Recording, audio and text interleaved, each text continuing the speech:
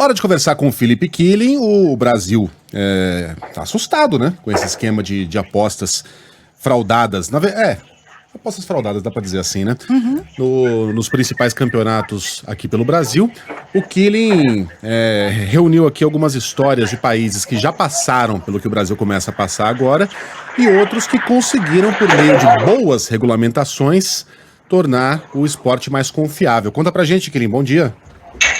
Bom dia, Megali, Sheila, Carla que tá de volta, tava com saudade de você. Eu também. Olha, que legal, que legal. Olha, as apostas esportivas acontecem há bastante tempo aqui na Europa.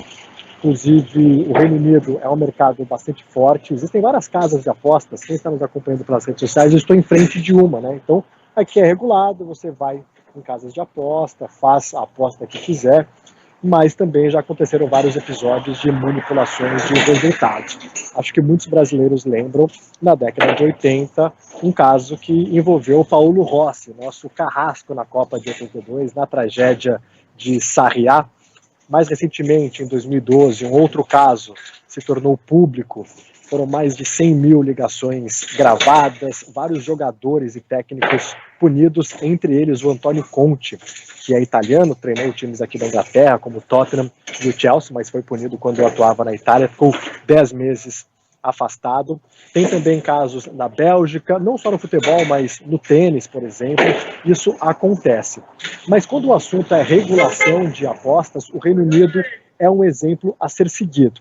Aqui, desde 2005, existe o Gambling Act, que é uma lei que deixa muito claro as regras e deveres para quem atua no setor.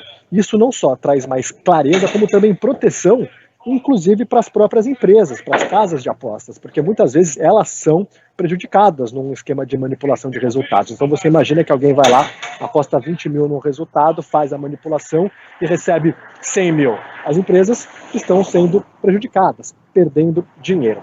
Em 2014, por aqui, houve mais medidas e agora, no mês passado, mais uma vez o governo britânico anunciou novas leis. Entre elas, a partir da temporada 2026-2027, times da Premier League, a primeira divisão do futebol inglês, não vão poder mais ter casas de aposta como patrocinador master na camisa, aquele patrocínio na parte da frente.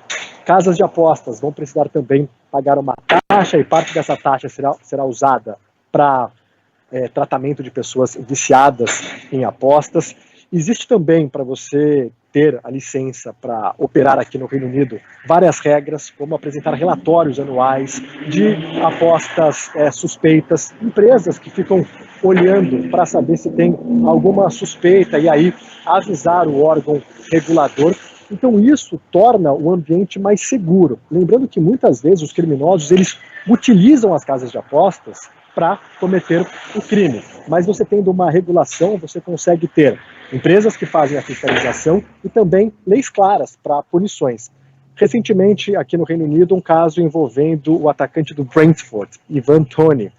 Ele, segundo apurações, teria feito apostas. E aqui, jogador de futebol não pode apostar em jogos do seu time e de nenhum outro time. Então, as regras são muito claras para que todos que estejam envolvidos saibam o que fazer e as consequências que podem sofrer caso quebrem alguma das leis. Se já era urgente algum tipo de regulamentação aqui no Brasil, agora tornou-se prioridade número 1. Meu Deus do céu, gente, aqui no Brasil jogadores de futebol podem apostar. O próprio cara que tá controlando o que acontece dentro do campo pode apostar. Ele vai lá e pode apostar. Eu vou, sei lá, fazer o quê? Vou dar um pontapé no adversário e tomar um cartão amarelo.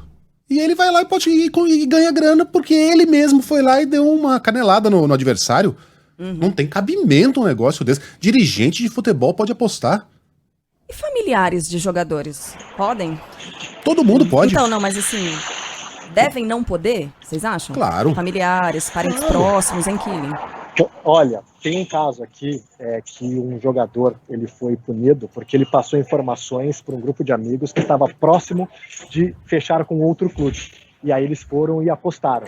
Então, isso pode gerar problemas se há indícios de que ele passou informações privilegiadas. Então, você imagina, o cara vai lá e fala, olha, pai, aposta que eu vou ser transferido aqui porque eu estou muito perto de assinar. Isso é algo bastante complicado. Aí. Música? Temos aí uma linda.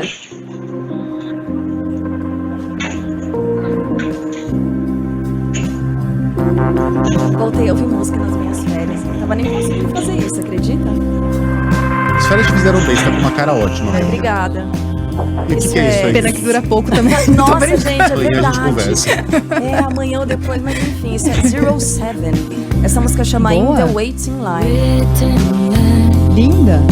E ela fala sobre isso mesmo, assim, aquele sentimento que você tem quando tá no meio da vida, apenas sendo levado, sabe, pelas coisas. Esquece de você, esquece de tudo, não tem prazer em nada. E ela fala sobre isso.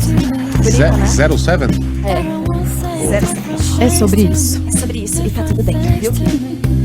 Beijo, Quilinha, até amanhã. Super beijo, né? Do you believe in what you see?